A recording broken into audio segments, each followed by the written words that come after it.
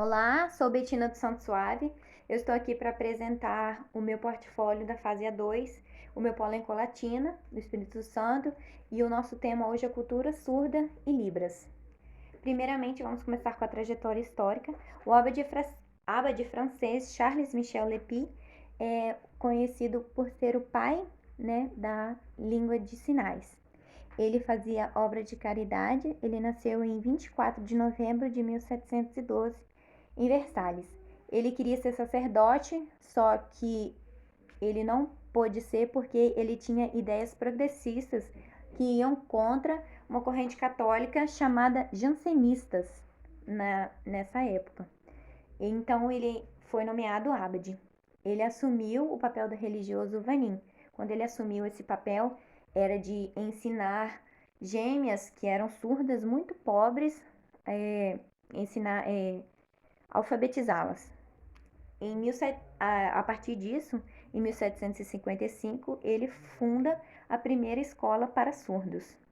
As pessoas com surdez não tinham muitas chances de estudar, trabalhar e não podiam se casar nem possuir bens. Apenas os surdos de família rica que podia ler e escrever.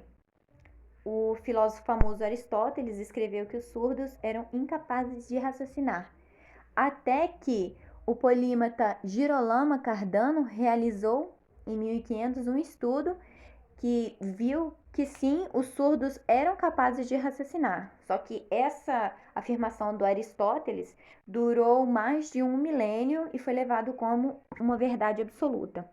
Agora vamos falar da Libras. A Libras é a língua natural da comunidade surda. O Ernest Rouet, ele era um francês que era surdo e veio para o Brasil a convite de Dom Pedro para fundar o Instituto Nacional de Educação de Surdos no Rio de Janeiro. Esse idioma, a Libras, é reconhecida por lei no nosso país e não é universal. Ou seja, eu não posso chegar no Chile e me comunicar porque é diferente. Não, a Libras é brasileira. As outras têm outros nomes de acordo com cada país. Esse Congresso de Milão atrasou muito a Libras na Europa, aqui no Brasil, porque eles estavam questionando qual era a melhor educação para os surdos, se era o oralismo ou a língua de sinais. Só que nesse congresso, os surdos professores não puderam votar. Apenas quem votou era quem oralizava. Então teve 164 votantes ouvintes, que ouvia e oralizava, e 5 a favor para ter a Libras em sala de aula, só que não podia. Só que de 1880 até 1757 ainda estava sendo usado a Libras, Só que em 1957 ela foi proibida em sala de aula. Só que os alunos sentiam muita dificuldade porque apenas a oralização não é suficiente, porque o aluno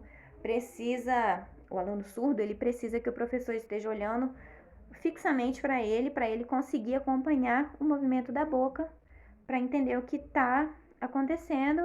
Só que o professor não pode ficar com um aluno só.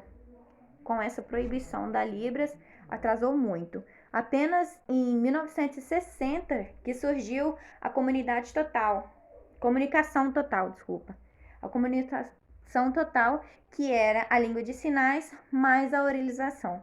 Ela ficou banida por 100 anos.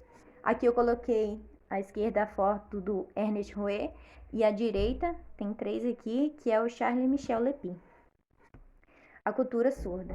As características que formam a comunidade surda é o uso da Libras, a sensibilidade visual e as vibrações. Quando for falar com uma pessoa surda, está sempre na frente dela.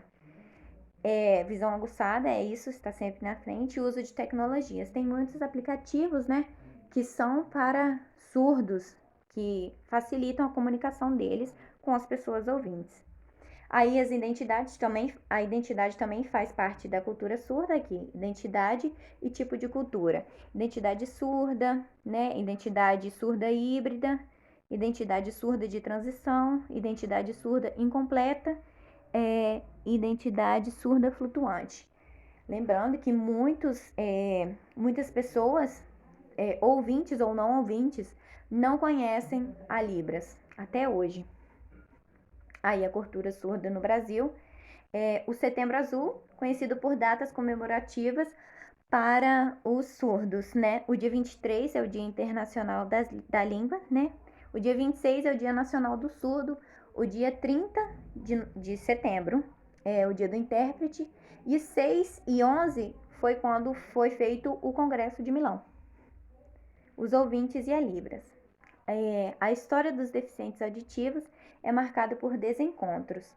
Eu coloquei desencontro, mas na verdade significa desprezo, porque muitos dos ouvintes não ligam e não se importam com a dificuldade dos surdos. Para eles, são anormais e tem que ficar excluído porque é difícil comunicar. Uma barreira que nós temos que quebrar. Na ilha de Martha Vineyard, onde os habitantes fazem uso da língua de sinais, sendo ouvintes ou não. Um exemplo, né? Capacitação de ouvinte em Libras, que existem vários cursos pelo país que oferecem o curso de Libras. Essa primeira imagem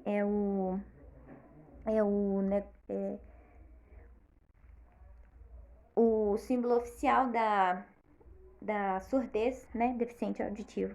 Aqui eu coloquei o alfabeto e Libras, escrito em Libras ali. E aqui, lugares. Aqui eu escrevi meu nome na língua de sinais, só que não coube tudo no slide só. E aqui, experiências locais bem-sucedidas com Libras. O meu estado, Minas Gerais.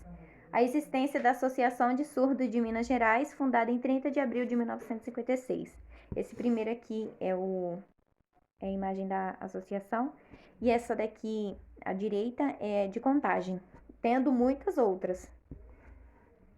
A Libras e Cultura. O que pode ser feito no nosso polo é oferecer o curso de Libras para a comunidade toda, né, aberta, e a capacitação de seus funcionários. Aqui estão as minhas referências. Muito obrigada por assistir até aqui. Um abraço.